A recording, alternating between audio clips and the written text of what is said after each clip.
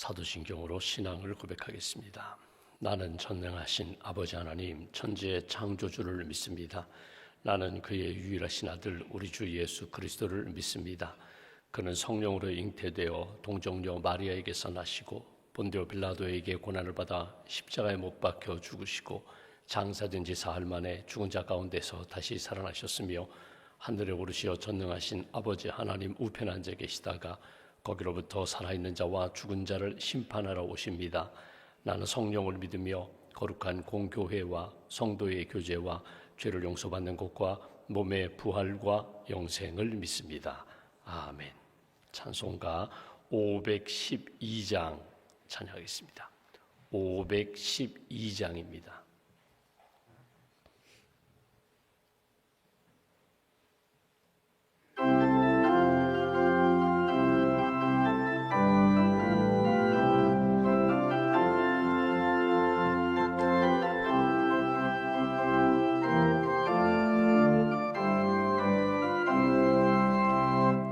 천성길을 버리고 죄에 빠진 우리를 예수 영접하시니 어찌 감사할까. 항상 말씀 전하라. 죄인 영접하신다. 밝히 말씀 전하라. 죄인 영접하신다. 모든 죄에 빠진 자 예수 영접하시니 너도 주께 나가면 편히 쉼을 얻으리. 항상 말씀 전하라. 죄인 영접하신다. 밝히 말씀 전하라. 죄인 영접하신다. 지금 마음이 편하고 지금 의미 없음은 나의 공로 아니요 오직 주의 공로라. 항상 말씀 전하라. 죄인 영접하신다. 밝히 말씀 전하라. 죄인 영접하신다. 죄인 영접하시니 나도 영접하시고 나의 죄를 다 씻어 길이 함께 계시네. 항상 말씀 전하라. 죄인 영접하신다. 밝히 말씀 전하라. 죄인 영접하신다.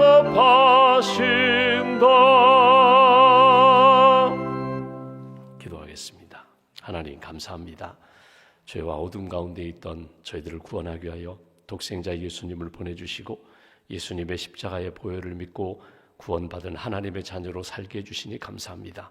오늘도 우리의 마음 가운데 어두움과 또 허물과 연약함이 있습니다. 십자가의 보혈 아래 우리의 모든 것들을 내려놓사오니 깨끗하게 씻어주시고 우리의 심령을, 우리의 생각을, 우리의 입술과 우리의 귀와 우리의 손발을 십자가의 보혈로 깨끗하게 씻어 주시옵소서.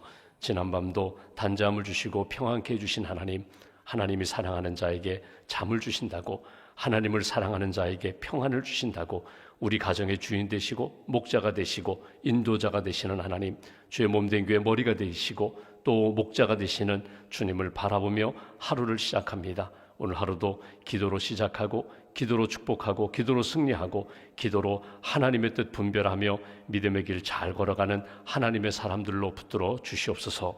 여러 가지 세상의 상황이 어렵고 우리의 마음을 힘들게도 하고 낙심하게도 하지만 그러나 믿음의 주여 우리를 온전케 하시는 주님 바라보고 주님 주시는 은혜의 말씀 복음을 듣고 영혼이 살아나게 하시고 우리가 가야 할 길, 우리가 붙들어야 할 것 무엇인지를 밝히 보게 하시며 믿음으로 결단하고 순종하며 하나님 기뻐하시는 복된 날 잘 채워가고 세워갈 수 있도록 은혜를 더하여 주시옵소서. 하나님의 전신갑주로 이 아침에도 무장되기를 소망합니다. 무엇보다도 믿음의 방패를 들고 성령 곧 말씀의 검을 붙잡고 어두운 영과 유혹과 정욕과 싸워 능히 이길 수 있는 하나님의 사람들로 붙들어 주시옵소서. 하나님, 성탄을 앞두고 대림절기를 지키고 있습니다. 예수 그리스도의 오심을 기다리고 준비하는 절기, 거룩하게 경건하게 그리고 하나님이 원하시는 뜻이 무엇인지를 잘 분별하면서 거룩한 이 대림절기로 지켜나갈 수 있도록 주님 도와 주시옵소서. 하나님을 더 사랑하게 하시고 우리의 이웃들을 더 사랑하게 하시고 하나님이 주신 말씀 붙잡게 하시고 우리 이웃들에게 마땅히 전해야 할 주의 복음도 증거하며 마땅히 나누고 베풀고 섬겨야 할 주의 사랑도 나타낼 수 있는 하나님의 사람들로 굳게 지켜 주시옵소서. 우리 가정을 돌아보며 우리 자녀들을 돌아보며 하나님의 은혜가 필요합니다. 복음이 필요합니다. 믿음의 아름다운 열매가 필요합니다. 하나님, 우리 가정에 믿음을 회복시켜 주시고 예배를 회복시켜 주시고 기도를 회복시켜 주셔서 우리 가정 안에 살아계신 하나님의 은혜를 늘 체험하며 감사하며 간증하는 복된 가족들로 주님 붙들어 주시옵소서. 우리의 자녀들을 양육하는 교육국 선생님들 한 분 한 분에게 성령의 기름 부으심으로 채워주시고 지난 1년 동안 헌신과 수고를 하셨는데 또 어린 자녀들에게 말씀과 복음의 씨앗을 뿌리셨는데 결코 헛되지 않고 열매를 맺게 하시고 우리의 자녀들, 우리 학생들이 믿음으로 더 성장할 수 있도록 은총을 더하여 주시옵소서. 우리에게 일터로 허락하셨습니다. 우리의 일터가 하나님이 맡겨주신 믿음의 기업이 되기를 원합니다. 선교의 현장이 되기를 원합니다. 함께 일하는 직장 동료들과 함께 주님의 아름다운 역사를 나누고 증거하며 하나님이 이루어 가시는 선교의 역사를 경험할 수 있도록 주님 도와 주시옵소서. 아직도 복음의 핍박을 받는 지역이 있습니다. 예수님의 복음을 증거하지 못하고 예수 믿는 사람들이 감옥에 갇히고 고난받는 그런 나라 민족 지역마다 하나님 은혜를 베풀어 주시고 믿음을 지키며 기도하는 모든 분들 그 기도를 주님 응답하여 주시옵소서. 북녘 땅의 우리의 동포들 하루속히 복음으로 통일되어 함께 예배드릴 수 있는 그날을 저희들에게 속히 허락하여 주시옵소서. 선교사님들을 위하여 기도합니다. 주의 복음 들고 나아가 주의 복음을 증거하며 또 하나님 나라 세워하는 선교사님들 힘을 더하여 주시고 강건케 하시고 성령의 충만함으로 주님 채워 주시옵소서. 주의 몸된 교회와 기도하며 협력하는 선교사님들, 파송 선교사님들 선교지마다 영적 부흥의 역사가 나타나게 하시고 준비하고 진행되고 있는 모든 계획과 프로젝트마다 아름다운 열매를 맺을 수 있도록 주님 함께하여 주시옵소서. 오늘도 이 아침에 기도하는 제목 주님 기억하여 주셔서 합력하여 선을 이루신 하나님, 우리의 몸이 강건케 하시고 우리의 영혼이 늘 주의 은혜 가운데 평안케 하시고 또 내게 주신 복음과 은사를 따라 많은 사람들에게 주님의 향기가 되고 편지가 되는 복된 은혜의 통로가 될 수 있도록 복음의 전달자가 될 수 있도록 오늘 한날의 삶도 주님 지켜 주시옵소서. 믿음으로 감사함으로 예물을 드리오니 예물을 받으시고 기도하는 제목들마다 감사하는 제목들마다 하늘의 응답으로 주님 채워 주시옵소서. 한날의 삶을 온전히 주님께 맡깁니다. 오늘이 감사와 믿음과 고백의 날이 되게 하시고 오늘 주신 은혜 가지고 오늘 하루도 믿음으로 승리하는 하나님의 사람들로 붙들어 주시옵소서. 우리의 구원자 되신 예수 그리스도의 이름으로 기도하옵나이다. 아멘. 오늘 말씀은 빌립보서 1장 12절부터 14절 말씀 보겠습니다.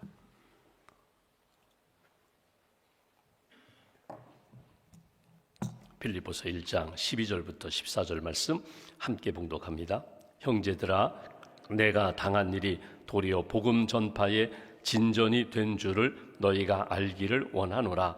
이러므로 나의 매임이 그리스도 안에서 모든 시위대 안과 그 밖에 모든 사람에게 나타났으니 형제 중 다수가 나의 매임으로 말미암아 주 안에서 신뢰함으로 겁없이 하나님의 말씀을 더욱 담대히 전하게 되었느니라. 아멘.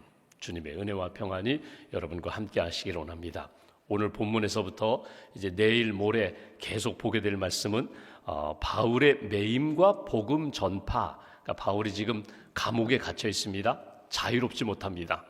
본인은 사실 로마가 자기의 꿈의 자리였거든요. 로마에 가고 그 다음에는 마지막 스페인 서바나까지 가서 나는 땅 끝에까지 가서 복음을 전한다, 이 마음이었습니다. 그런데 자기의 시간 스케줄대로 자기의 계획과 방법대로 이루어지지 않았어요. 자유의 몸이 아니라 죄수의 몸으로 광장에 나아가 복음을 전하는 것이 아니라 감옥 안에 그냥 자기를 돌보고 감시하는 시위대 그 간수 하루에 한 사람씩 만나서 복음 전하는 것으로 이렇게 살아가다가 어느 순간에 깨달음을 얻었다는 것입니다. 내가 감옥에 갇혀 있고 자유롭지 못하고 고난 가운데 있지만 이 고난이 오히려 선교 역사에 좋은 기회가 되었구나. 자기가 생각하는 방법이 아니라 하나님의 방법으로 이렇게 복음을 전하게 하셨구나 깨달음을 얻게 되고, 오늘 성경에 표현을 하지 않았지만 내가 인생의 목적에 따라 나는 지금도 열심히 주의 일을 하고 있습니다. 나는 기뻐하고 감사합니다. 주 안에 있기 때문에 감옥 안에 있어도 나는 주 안에, 감옥 밖에 있어도 우리 모두는 다 주님의 은혜 안에 있는 사람이니 여러분도 이 길을 걸어가십시오. 여러분도 하나님이 기뻐하시는 인생의 분명한 목적을 따라 살아가십시오. 이렇게 권면하는 것이 오늘 본문의 내용입니다. 여러분, 사람의 존재 가치가 어떻게 나타나는가? 다른 사람들 생각하지 말고 나 자신을 보면은요, 내가 언제 존귀한 인생이라는 것을 내가 깨닫게 되고 그 의미를 따라서 살아가게 되는가? 먼저는 믿음입니다. 나는 무엇을 믿는가? 무엇을 의지하는가? 무엇을 가장 소중하게 여기는가? 내가 믿는 것이 무엇인지를 여러분 딱 점검해 보시면 좋아요. 예배당 안에 와서 예배하고 기도할 때는 하나님을 믿는다고 하는데 예배당 문만 딱 나서는 순간 하나님 자리에 내가 딱 올라서고 내가 믿고 의지하는 말씀보다는 오히려 내 생각, 경험, 세상의 여러 가지 일들 의지한다면 믿음이 있다고 하지만 사실은 믿음 없는 사람과 다를 바가 없습니다. 소망, 꿈이 있어요. 내가 가지고 있는 꿈, 야망이 있어요. 희망사항이 있어요. 어렸을 땐 어렸을 때 꿈이 있고, 청년엔 청년의 꿈이 있고, 장년엔 장년의 꿈이 있고, 또 어르신들, 노년이 되면 각자 가지고 있는 꿈이 있어요. 오래 살아야지. 9988234 그렇게 살다가 장수하다가 한 2, 3일 딱 앓고 딱 천국 가야지. 각자가 가지고 있는 희망이 있거든요. 꿈이 있거든요. 근데 이 꿈이 하나님 보시기에 기쁨이 되는가? 하나님의 마음을 아프게 하는가? 각자 자기가 가지고 있는 꿈을 하나님 앞에 이렇게 펼쳐놓고 매일매일 하나님, 이것이 제 꿈인 것 동시에 하나님의 꿈입니다. 내 꿈이 나를 위한 꿈이 아니라 하나님을 위한 꿈입니다. 내 자녀들을 보기에 부끄럽지 않게, 여러분, 우리가 다음 세대 앞에 늘 거울로 나타나고 있거든요. 모델로 나타나고 있거든요. 자녀들, 손주들이 볼 때에 우리 엄마, 아빠, 우리 할아버지, 할머니는 내가 닮고 싶어요. 나도 저렇게 되고 싶어요. 나도 어른이 되면 나도 할아버지, 할머니처럼 나도 저렇게 멋진 그런 노년을 보내고 싶어요. 내가 그렇게 보여주고 있는가? 믿음 중요합니다. 소망, 꿈, 비전 중요합니다. 또 하나, 사랑을 받는 것, 그것이 귀하지만 사랑을 받아야 우리의 영혼이 평안하고 우리의 삶이 이렇게 밥을 안 먹어도 든든한 사랑을 받는 존재거든요. 내가 신앙생활하면서 하나님이 나만 사랑하는 것 같아요. 내 옆에 사람들, 저기 이웃들 다 사랑하시지만 특별한 사랑을 내가 받고 있는 것 같아요. 사랑을 받고 있다, 동시에 내가 이렇게 사랑을 합니다. 내가 조금 나누게 됩니다.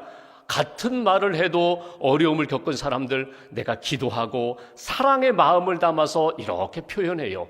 손 한번 잡아도 그냥 형식적으로 잡는 것이 아니라 내 마음속에는 기도가 있고 사랑의 울림이 있어요.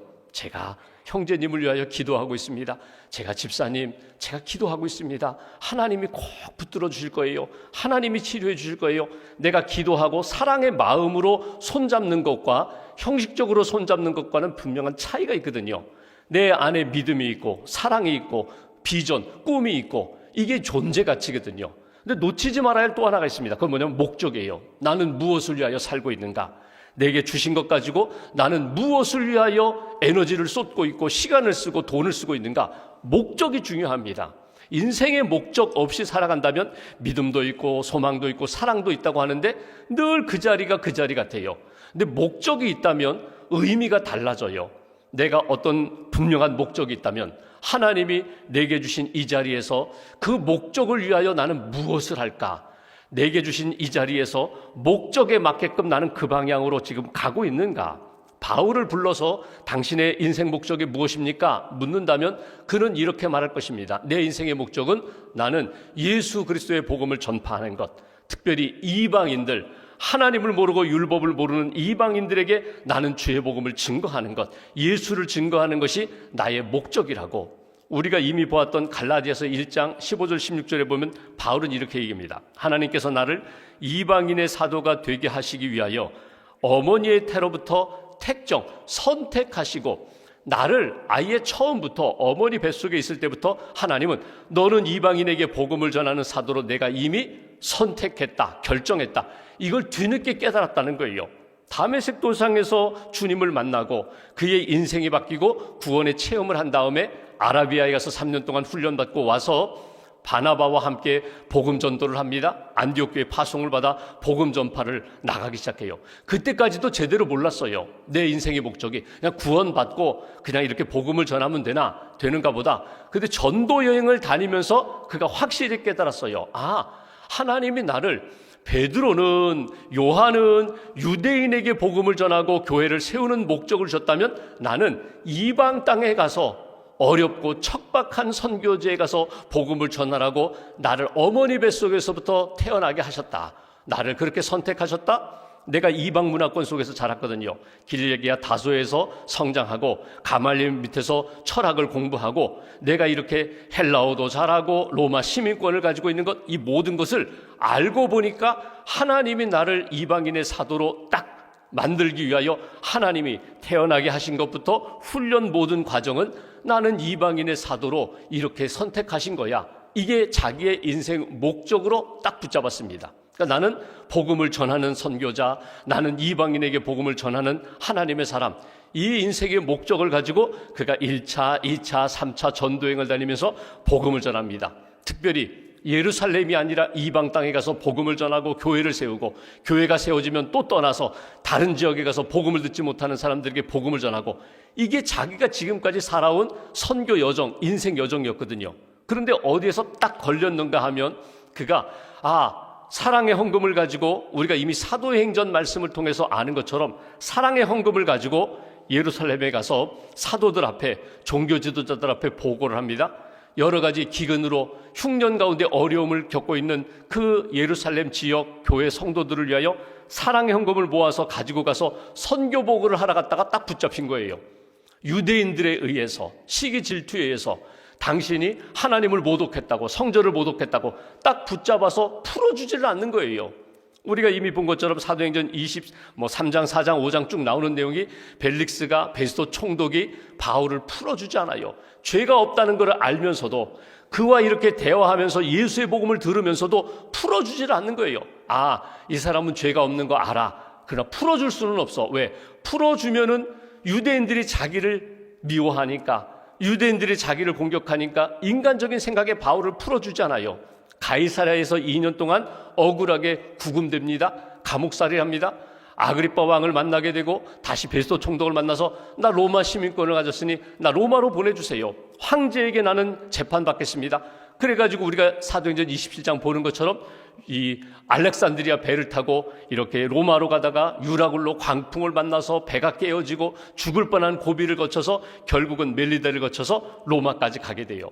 로마까지 가서도 오늘 여기 빌립보서를 기록할 때쯤 되면요, 시간이 한 1, 2년 정도 더 흘렀을 것입니다. 그러면 한번 생각해 보십시오. 자기는 이방 땅에 가서 열심히 복음을 전하는 것이 자기의 인생의 목적으로 딱 삼았는데, 이것이 하나님이 기뻐하시는 뜻이라고 삼았는데 지금 4년, 5년 동안 계속 갇혀 있는 거예요. 자유롭게 이방 땅에 가서 복음을 전하지 못하는 거예요. 이런 고난 가운데 바울이 하나님 앞에 기도하면서 내가 하나님의 은혜 가운데 주 안에 있습니다 생각하면서 내가 있는 삶의 자리에서 내가 복음, 내 인생의 목적인 복음을 어떻게 전할 수 있을까? 그러다가 어느 순간 딱 깨닫게 되니까 어떤 마음이 있는가 하면, 그래도 지금 로마 시위대 사람들을 만나잖아요. 하루에 한 사람씩 만나잖아요. 옛날 기록에 의하면 자유는 있다고 하는데 일정한 제한된 공간에서의 자유입니다. 또 어떤 기록에는 이렇게 나와요. 아예 오면은 간수가 자기 팔목과 죄수의 팔목을 딱 묶어요. 도망가지 못하게. 그냥 그러고 하루 종일 그와 같이 지내는 거예요. 그러다 보니까 당신은 여기 왜 왔느냐고, 어떻게 여기까지 오게 됐느냐고, 그러니까 자기 이야기하게 되고 신앙 이야기하게 되고 예수 복음을 전하다 보니까 간수가 은혜를 받는 거예요. 성경에 기록되어 있지 않지만 여러분, 바울이 간수들에게 그 자기를 지키는 시위대에게 전한 복음은 무엇일까요? 간단해요. 주 예수를 믿으라. 그리하면 네가 구원받고 내 가족들이 예수 믿으면 구원받는다. 이 복음을 전하는 거예요.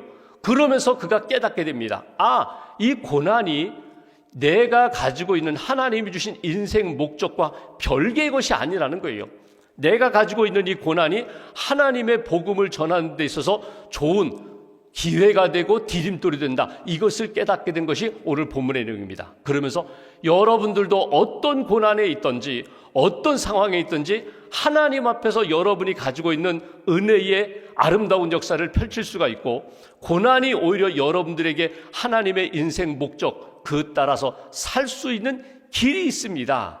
12절 말씀 보실까요? 그래서 전하는 메시지입니다. 형제들아, 빌립보에 있는 믿음의 사람들을 말합니다. 내가 당한 일이 도리어 복음 전파의 진전이 된 줄을 너희가 알기를 원하노라. 내가 깨닫게 되었다는 거예요. 감옥에 갇혀 있으면서 이것도 의미가 있다. 이 고난도 결코 헛된 것이 아니다. 여기 내가 당한 일이 도리어 복음 전파의 진전이 된다. 당한 일이라는 것은요, 어떤 거냐면 예전에 과거에 한번 당했던 일이 아니라 지금도 계속해서 진행형으로 겪고 있는 일이에요. 여러분 스스로 한번 돌아보십시오. 내가 겪고 있는 이 고난이 정말 하나님이 내게 주신 것일까?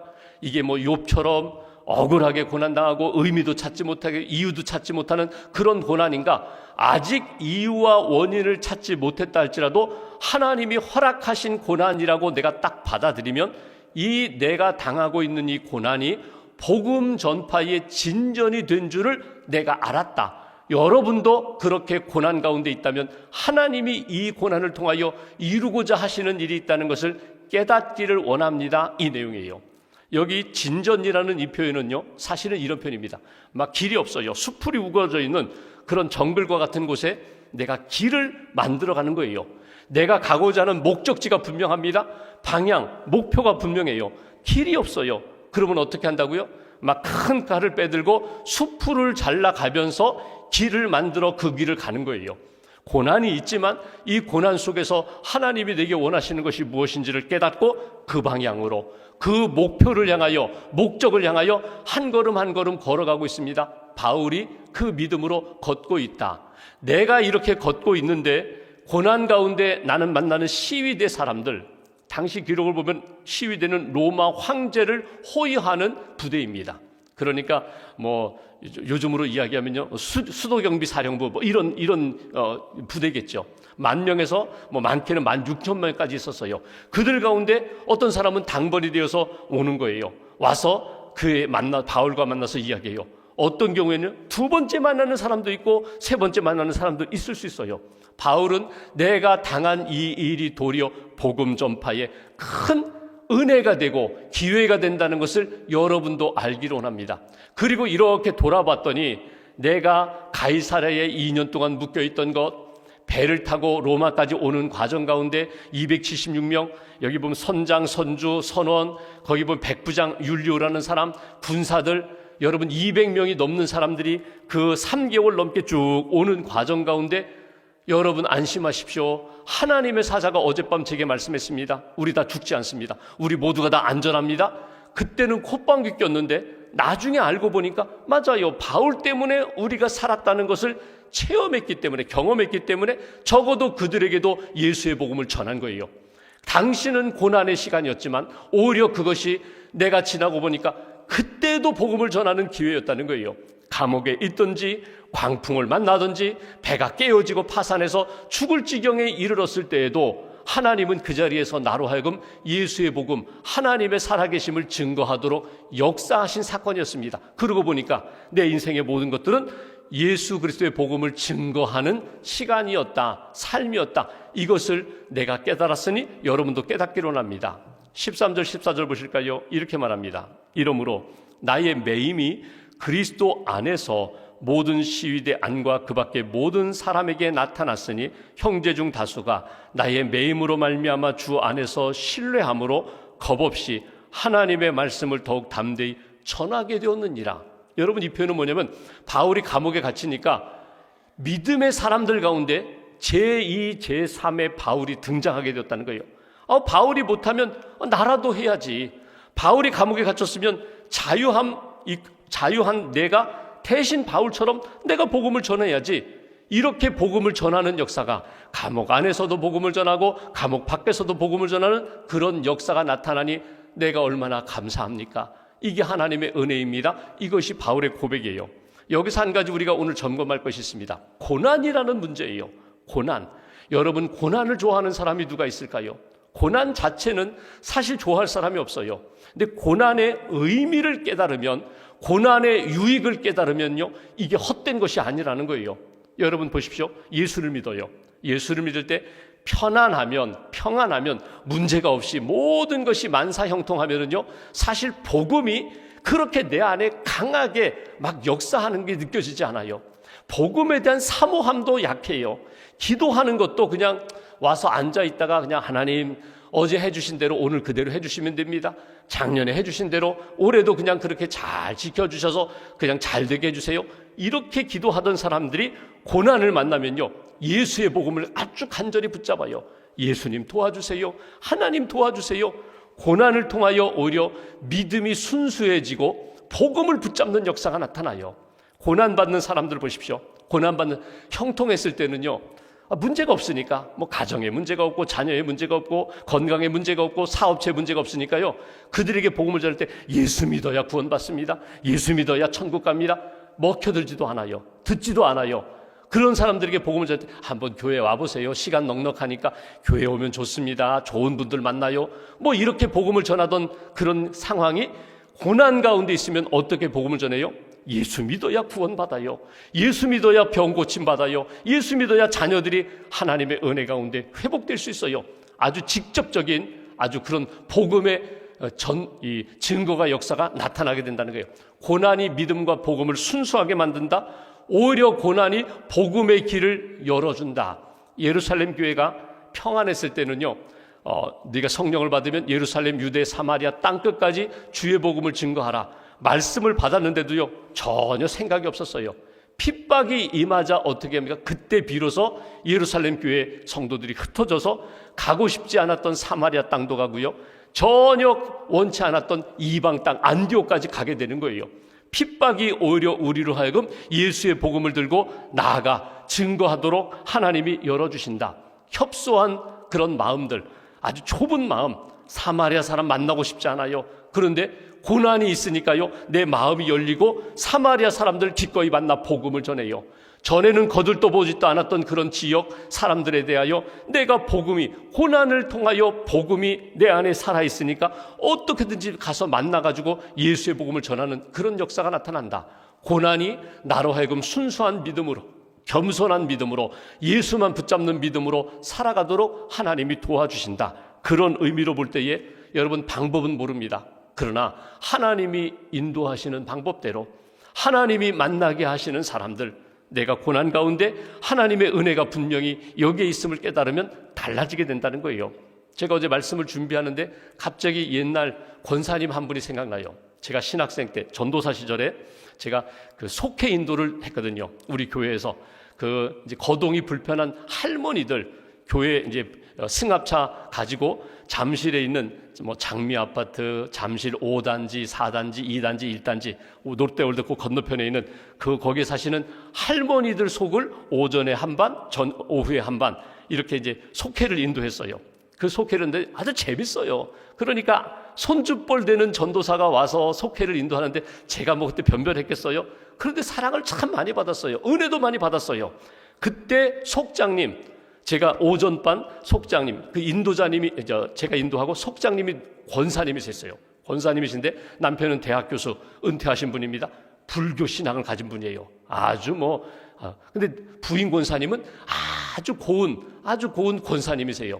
그러니까 남편은 안 믿고 자녀들은 다 신앙생활 잘해요. 다 아주 열심히 신앙생활 잘하는데 이분이 속장님이세요. 근데 어느 날 이분이 변했어요. 어떻게 변했는가 하면 한 번 수술하고 병원에 며칠 입원했다가 오신 다음에 어떻게 변했냐면, 전도사님, 제가 이제 남은 생에 할 거를 알았다는 거예요. 내가 무엇하며 살지를 알았다는 거예요. 권사님 뭐 하실 건데요? 그랬더니 이제 전에는 뭐 이렇게 모임도 가고 교회 뭐 수요 예배도 안 빠지시니까 교회 가고 이렇게 살았는데, 일주일에 한 번은 제가 병원에 가서 전도하기로 결심했다는 거예요. 병원에 수술하고 며칠 입원해 보니까 여기에 가서 복음을 전하는 게 하나님의 뜻이다 깨닫게 됐다는 거예요. 그래가지고 그 잠실에 있는 시립병원, 되게 시립병원에는 뭐 여유 있는 분도 오지만 저소득층 분들이 많이 오시거든요. 거기 가가지고 도시락 싸들고 가서 화요일이든지 목요일이든지 일주일에 한 번은 거기 가서 사는 거예요. 가서 밥 먹고 가서 얘기하고 교회 전도지 나눠주고, 자기는 그걸 하기 위하여 딱 남은 생에 나는 이걸 위하여 내 하나님의 뜻을 깨달았다. 그리고 그렇게 말씀하시면서부터 돌아가실 때까지, 병석에 누우실 때까지 계속 일주일에 한 번씩 가서 복음을 전하는 거예요. 복음을 전하는데 지난주일 설교가 이랬어요. 예수 믿으면 내가 이렇게 바뀌어요. 남편에게 전에는요, 나 방해만 하지 마, 핍박만 하지 마 그랬던 분이요, 남편에게 강하게 요구해요. 예수 믿어야 구원받지, 당신 지옥 가고 나 천국 가면 어떻게 하냐고. 복음 전하는 게 달라졌다는 거예요. 어디서부터? 자기가 고난을 겪으면서부터.